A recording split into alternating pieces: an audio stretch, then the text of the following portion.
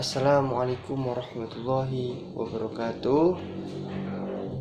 Izin memperkenalkan diri, nama Willy Rangga Al-Hakim dengan NPM 2001-0111-08. Di sini saya akan membuat video tentang materinya yang berjudul paragraf pertemuan ke-14. Saya akan menjelaskan pengertian paragraf. Maksud saya akan menjelaskan materi tentang paragraf yang ada dalam jurnal saya. Baik, saya akan jelaskan dulu. Paragraf itu adalah suatu kumpulan dari suatu kesatuan pikiran yang ada di kedudukannya yang ada di kedudukannya yang lebih tinggi serta lebih luas cakupannya daripada kalimat. Dapat diartikan pula paragraf itu adalah bagian dari sebuah karangan yang terdiri dari beberapa kalimat yang berisikan tentang informasi dari penulis untuk membaca dengan pikiran, maksud saya untuk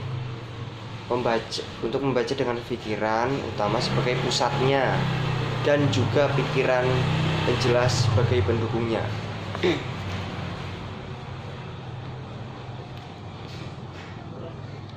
Paragraf terdiri dari beberapa kalimat yang berhubungan antara satu dengan yang lain dalam suatu rangkaian yang menghasilkan sebuah informasi. Paragraf juga dapat disebut sebagai penuangan ide atau gagasan dari penulis melalui beberapa kalimat yang berkaitan dan tentunya memiliki satu tema. Paragraf juga dapat disebut sebagai karangan yang singkat.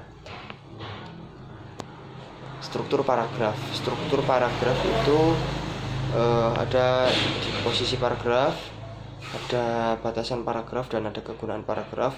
Dan unsur-unsur paragraf itu mencukupi transisi kalimat topik, kalimat pengembang, kalimat penegas atau penjelas. Dan saya akan masuk ke syarat-syarat paragraf.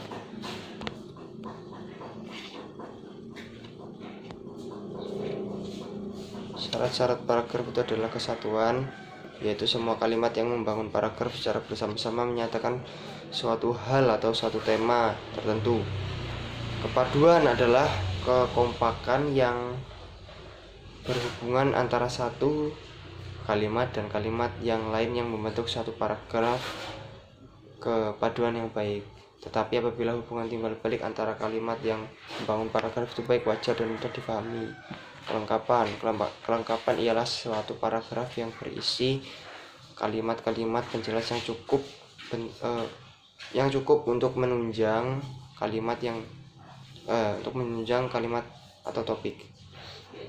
Oke, panjang paragraf itu mencapai tergantung sih pada beberapa dalamnya suatu bahasa dan tingkat pembaca yang menjadi sasaran.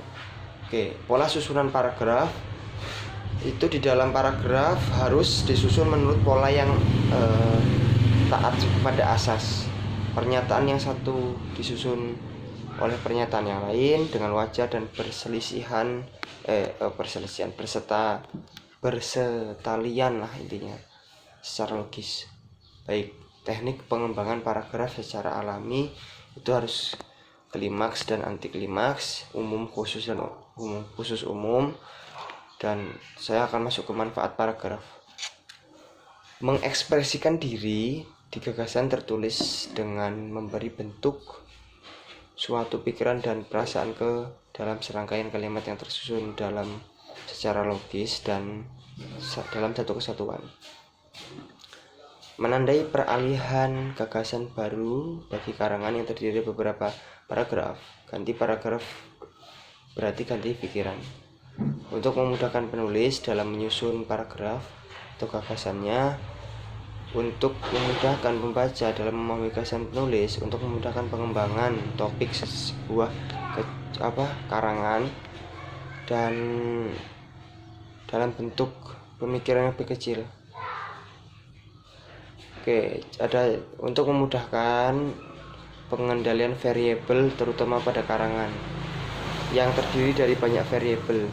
Baik, jenis-jenis paragraf itu ada paragraf deduktif, induktif, campuran, dan jenis ceritanya yakni paragraf narasi, eksposisi, argumentasi, persuasi. Oke, tujuannya itu adalah memiliki sifat yang ringkas, menarik, dan bertugas menyiapkan pikiran pembaca. Baik, itulah paragraf. Oke, intinya ada 2 paragraf, itu adalah berdasarkan isinya ada deskripsi, ada paragraf deskripsi, paragraf isi, dan paragraf proses. Maksud saya ada paragraf deskripsi, paragraf efektif, dan proses. Itu paragraf deskripsi ditandai dengan kalimat utama yang tidak tercantum secara nyata dan tema paragraf tersirat dalam keseluruhan paragraf. Biasanya dipakai untuk melakukan sesuatu hal yang keadaan, situasi, dan cerita. Paragraf proses ditandai dengan tidak tepatnya kalimat utama dan pikiran utamanya tersirat dalam kalimat.